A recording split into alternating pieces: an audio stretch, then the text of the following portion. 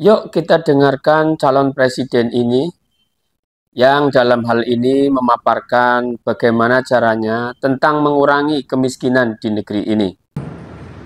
Social issue, karena itu menyelesaikannya melalui social policy, tidak menyelesaikannya lewat economic policy. Bahkan ketika ditarik ke kementerian pun itu berada di dalam kementerian mengurusi kesra, bukan di dalam kementerian ngurusin perekonomian. Nah, kami memandang ke depan menyelesaikan persoalan poverty ini itu justru harus menggunakan market mechanism.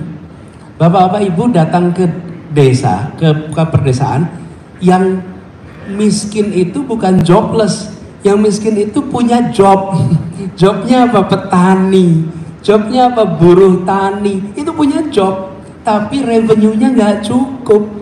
Tata niaganya tidak sehat. Sehingga walaupun mereka itu punya pekerjaan yang definisinya lebih bagus daripada definisi yang disampaikan Pak Tigor tadi, mereka juga bekerja bisa dibilang full time selama musim tanam, selama musim panen. Tapi tata niaganya tidak. Lalu apa yang kita kerjakan? Kita nggak fixing the tata niaga. Yang kita lakukan, kita beri bansos. Oke? Jadi ini sederhana sekali.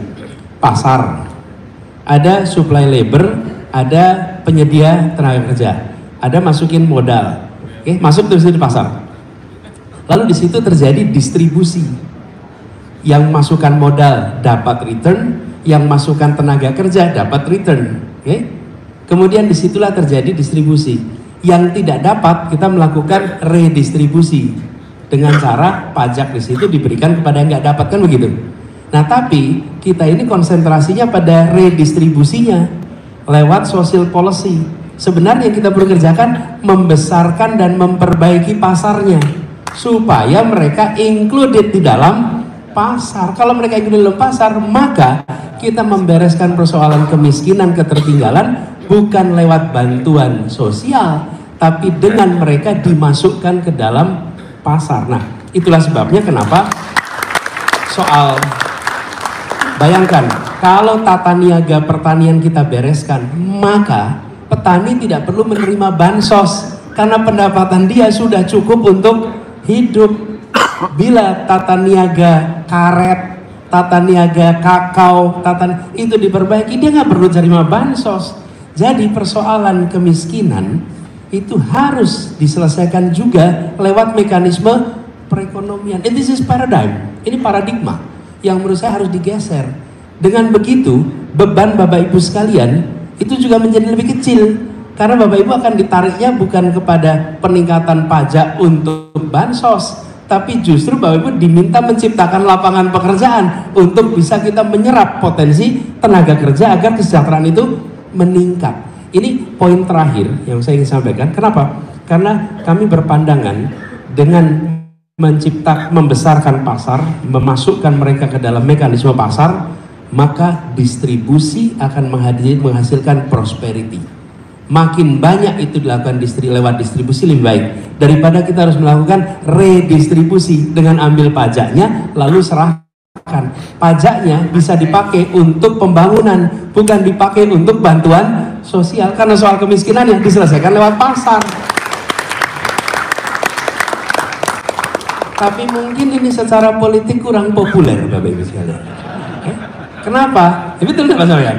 Karena kalau ngasih bansos itu konkret. Oh, terima kasih Pak, saya terima, saya bertransaksi ini dengan rakyat. Saya berikan A, Anda milih saya, gitu kan kira-kira? Inilah yang membedakan antara orang punya pengetahuan dan tidak.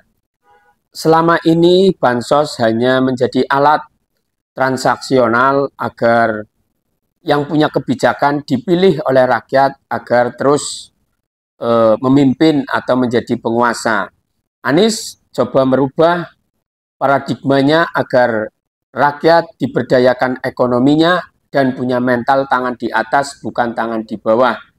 Tentunya pemerintah, penguasa itu memimpin rakyatnya itu untuk memberdayakan ekonominya. Nah, ini Anies adalah ahlinya. Karena Pak Anies Baswedan adalah S1, S2, S3-nya, semuanya adalah ilmu ekonomi. tentunya kita tidak bisa memungkiri bahwa orang bisa berpraktek karena mempunyai teori.